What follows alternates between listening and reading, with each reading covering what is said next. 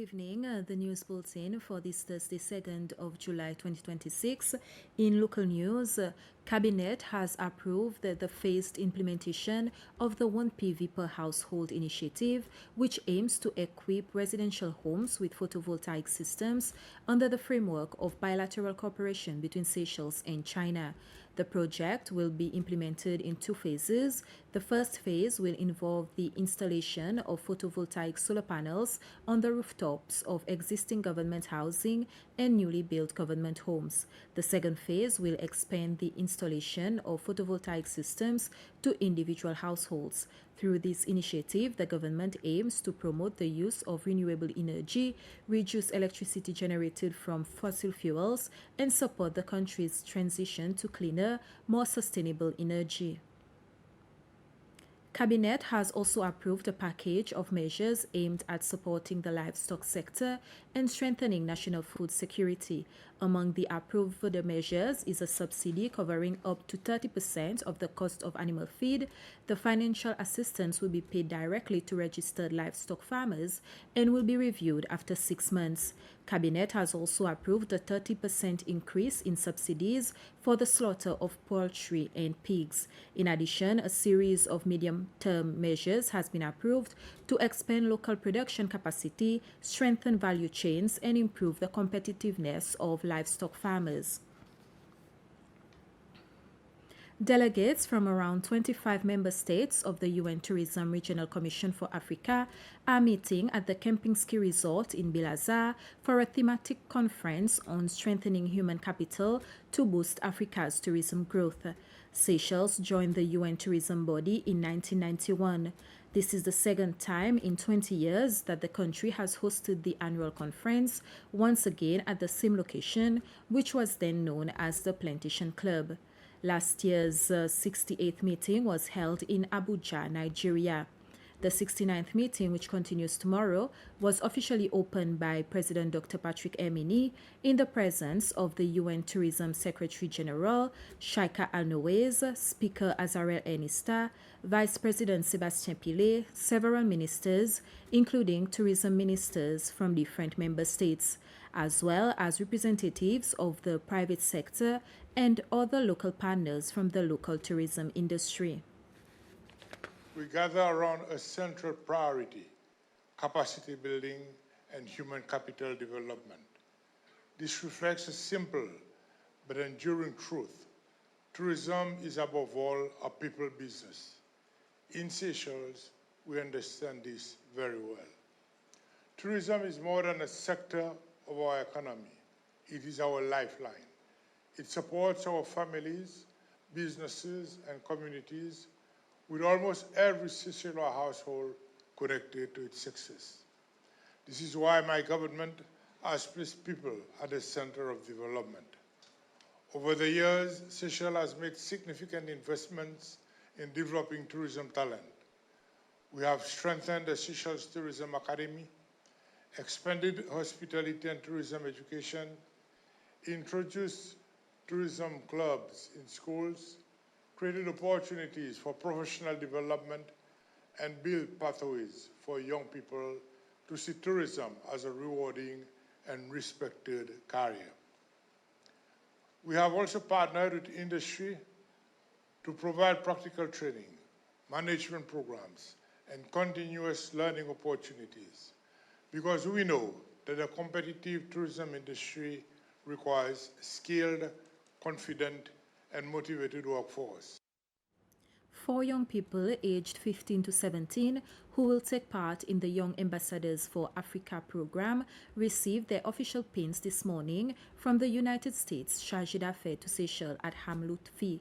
The program, funded by the U.S. government, will run from the 8th to the 30th of July. Before the 4 participants departed, U.S. Chargé d'Affaires at Ham Lutfi presented them with the flags of Seychelles and the United States.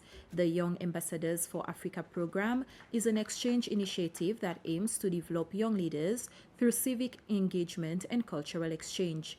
It brings together young people from countries across sub-Saharan Africa and North Africa, including Seychelles, Mauritius, and Madagascar. Each year, hundreds of talented young people apply, but only a select few are chosen. The partnership between the United States and Seychelles is built on shared values, democracy, opportunity, and the belief that every person deserves the chance to reach their full potential. Programs like Youth Ambassadors embody these values. They invest in people, in relationships, and in the future. So over the next 3 weeks in the United States, you will participate in intensive leadership training, engage with American peers, explore civic engagement, and develop skills that will serve you throughout your lives. But more importantly, you will represent Seychelles. You will share your stories, your culture, and your perspectives. You will be ambassadors in the truest sense of the word. As you embark on this journey, I encourage you to be curious, to be open, and to build lasting connections. The friendships you form with fellow youth ambassadors from across Africa and with your American hosts can last a lifetime. To mark the upcoming United States Independence Day on July 4th, the U.S. Embassy in Seychelles hosted a reception yesterday evening at Canopy by Hilton Seychelles. Among the guests were President of the Republic, Dr. Patrick Emini, and First Lady Veronique Emini, the Vice President, government officials, members of the Diplomatic Corps, alumni of U.S. exchange programs, and representatives of civil society. This year, the United States is commemorating the 250th anniversary of its independence under the theme Freedom 250, the Road to the Declaration of Independence. In his address, the U.S. Chargé d'Affaires to Seychelles, Adham Lutfi, said the celebration marks not only the 250th anniversary of American independence, but also the 50th anniversary of Seychelles' independence, as well as the enduring friendship between the two countries. We've worked together to support maritime security, financial integrity, cultural exchanges, and the fight against the scourge of drug trafficking. I know that many of you have been directly involved in these efforts, and I thank you all for your cooperation. While you're here this evening, I hope you have a chance to meet new people and discover the links that tie you together to the United States. I'd like to provide some examples of our continuing cooperation that are worth noting and even celebrating. The United States recently signed a state partnership program agreement between the Seychelles Defense Forces and the New Mexico National Guard. This agreement marks a new era of security cooperation, mutual learning, and civilian-military connection. This new partnership is meant to be a long-term investment in human capital and institutional trust, and will help protect Seychelles waters from piracy, drug trafficking, and illegal fishing. We've also seen another agreement signed just last month between the Seychelles-based Regional Coordination Operations Center and the U.S. Drug Enforcement Administration. This arrangement will make it easier for our two countries to share information on threats to maritime security in the region and coordinate more effective responses to those threats. With both of these examples, we're talking about agreements that respect Seychelles' sovereignty and provide direct benefits over a sustained period of time. President Patrick Emini today received Carlos Enista during a courtesy call to congratulate him on graduating with first-class honors in acting from the University of Lancashire in the United Kingdom. During the meeting, the 33-year-old aspiring actor reflected on his journey from working as a protocol officer to pursuing his passion for acting.